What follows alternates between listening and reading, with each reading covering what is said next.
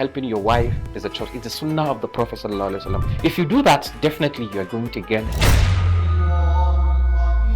You need to start with being medically fit, especially if you have a health condition. I lock up myself in the restroom and I gorge myself with a bottle of a drink. Who's gonna know I did that? Nobody. But then I don't do that. Engage yourself in charity. It cleanses the soul. What do you think about our naan bread and chicken kebab? Beautiful. Assalamu alaikum wa rahmatullahi wa barakatuhu. Welcome to another episode of Ramadan with Hollandia, a program that is packaged to guide Muslims on how to live better in this holy month and where we teach you simple yummy dishes from our kitchen corner. I am Asma Gambo. Welcome to the show once again. On this episode, we delve into a topic that resonates deeply, Ramadan and education. In this sacred month, the pursuit of knowledge takes on a special significance. Why don't you join me after this break as we unfold our lineup for this very episode? Kudakachemu.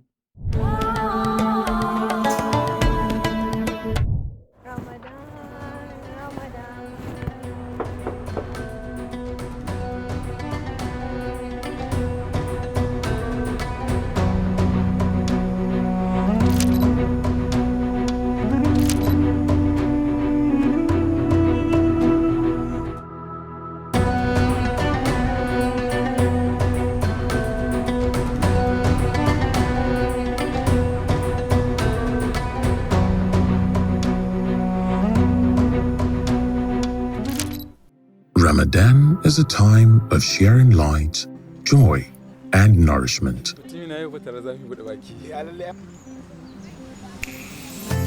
This Ramadan, let's share more than meals.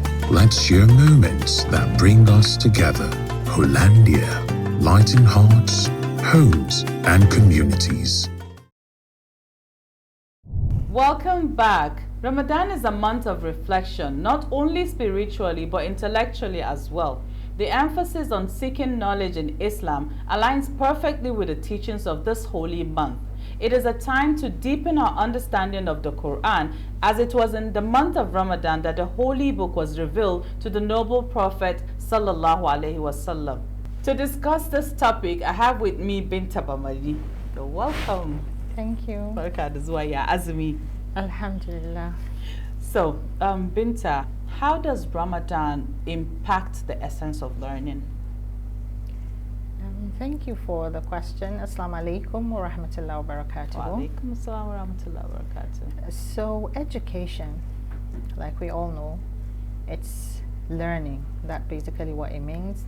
And education in Islam is one of the greatest pillars that's been encouraged. Now, when we take Ramadan as a whole, like we know, Allah subhanahu wa ta'ala has commanded us on Ramadan in the Quran.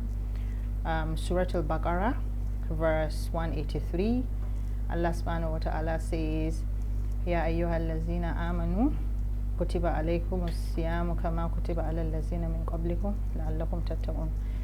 Fasting is being prescribed for you as it was prescribed for the people before you, that you may be among the righteous. Now, it does not only mean spiritually. Now, the intellectual part comes in. Ramadan is a time to teach you, is a time for you to learn, is a time for you to improve yourself. Just like science would say that it takes 21 days to learn a habit. Mm-hmm. Now, you see the beauty of Islam. Yes. Allah subhanahu wa ta'ala has done it for us already. Yeah. He gave us 29 or 30. That's an extra on top. Mm-hmm. So now once you go through Ramadan and there's anything you have challenges with, it's a time for you to make up your mind that you really want to step up.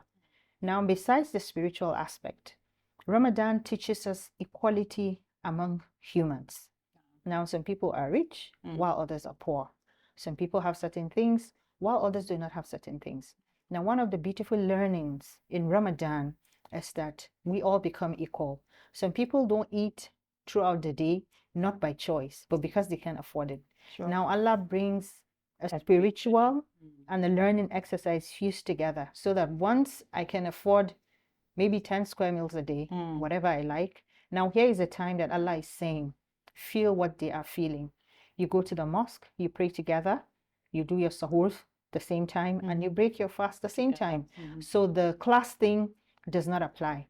Now, what that teaches you, if you're on the higher class, is life will not always be the same. Someday, you may find yourself in the shoes of these people. And for them as well, let them know that what they're going through is not in vain. You know, Allah has ways that He does classification of things. So education, learning in particular, Ramadan is one of the best times. If there's anything that you have been struggling with, Ramadan is the best time for you to discipline yourself, for you to be able to catch up with that thing that you want to do. Most especially once it has to do with the religion. Maybe you're lacking in prayers, maybe you don't pray on time, and things like that. So once Ramadan comes, you see people running to goodness because of the reward it comes with. But the learning shouldn't stop in Ramadan. It's a time for you to reform yourself. It's a time for you to improve yourself. It's a time for you to learn. You see a lot of da'wah is being done. There are tafsirs, you know, so most especially between the Asr and the Maghrib prayer. And then you see a lot of people in the mosque, a lot of people trying to listen to these teachings. But what we pray is you take them along with you throughout the year, not just to leave them, you know, at that time. So let's come back specifically to you now. Are there any educational activities that you partake in personally? Personally, what I love to do the most is to learn the translation of the Quran. Because I'm over 40 now, you know, having been to Islamia since while you're growing up, and then even as an adult, I go to Islamia. But the translation part is where there's a lot of gap. Yes. So now once I was privileged to listen, you know, to one surah and then the translation, and I got so captivated. It's been about 2 years on this journey, and it's one of my best things to do, even outside Ramadan, because once you start it, you get hooked and you don't want to stop, because you, at a point in time, you become proud of yourself, because once you walk into a room, you know, and then there's a recitation going on, you see other people just being normal, you know, but you are being struck by something because you can practically hear exactly what is being said. Now, this is not being said by anyone. This is Allah subhanahu wa ta'ala speaking directly to you. So you get a different, yes. Excellent point. Thank you so very much for that insight. We shall take a break here to bring you something sumptuous from our kitchen corner. Kubiomu.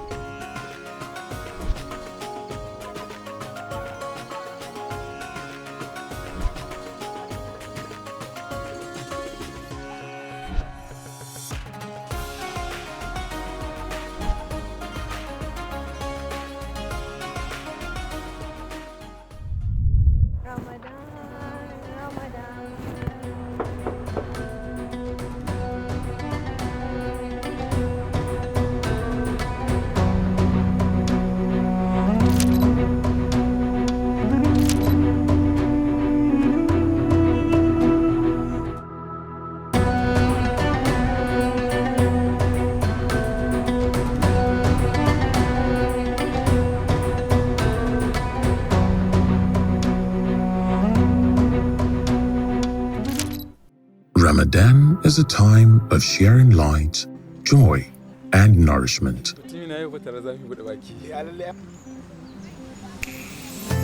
This Ramadan, let's share more than meals. Let's share moments that bring us together. Hollandia, lighting hearts, homes, and communities. Based on the first verse of the Holy Quran revealed, which says, Iqra, read, one cannot overstate the importance of knowledge and education in Islam as a whole. So, back to my questions, Binta. How can communities use Ramadan to empower others through education? I think it's one of the easiest thing to do because Ramadan is a time for gathering. Even if you don't look at the community within families, you have people visiting one another, like cousins go to see their cousins, brothers, sisters, even, siblings that are married. They find times within Ramadan to all converge in their parents' homes or their grandparents' home, and you find very huge gatherings. Now, this is an avenue and an opportunity for us to be able to step down the knowledge. Once you find yourself in a gathering of people where you're privileged to know something that you think is worthy of sharing, that is one of the things that has been encouraged. And you just don't do it for fun because you get rewarded by Allah subhanahu wa ta'ala, because you're also sharing. Ramadan is also a time for sharing, so within families will be the first point of call. And you also find even within the communities, they have those kind of gatherings. They take maybe 2 or 3 times before Ramadan ends. Some people are doing it in the mosque, other people do it, within their communities. So it's a time for you to make it meaningful. And one thing I would like to mention here is this education you're looking at, besides the education from the religion. Personally, what I do, I am a cervical cancer advisor and counselor. So I take opportunities where there's a gathering of women just to educate them on what cervical cancer is, how you can get it. You may not have symptoms, but there are steps where you can use. And then with the introduction of the HPV vaccine, you just try to, an educated woman is an informed woman, and she can take informed decisions to protect herself. And, so you step it down. Someone has never even heard of cervical cancer. What is cervical? She doesn't even know what it is. Cancer by Kimahaipa, Hausa. So I actually try to bring it back to the, dialect so that the message can pass more. So teach, teach, teach, and teach. Ramadan, Ramadan.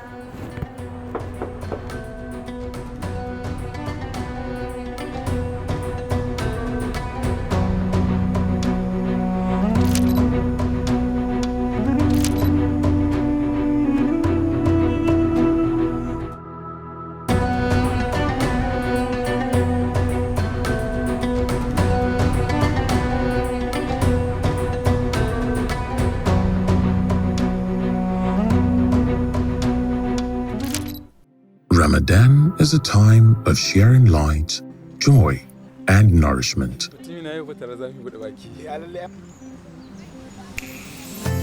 This Ramadan, let's share more than meals. Let's share moments that bring us together. Hollandia, lighting hearts, homes, and communities. Welcome back. It is interesting to know that there are opportunities for both spiritual and intellectual growth during Ramadan. Let's strive to embody the teachings of the Prophet ﷺ and seek knowledge from the cradle to the grave. Thank you, Binta, for being with us. Thank you for having me. I have a gift for you before you leave.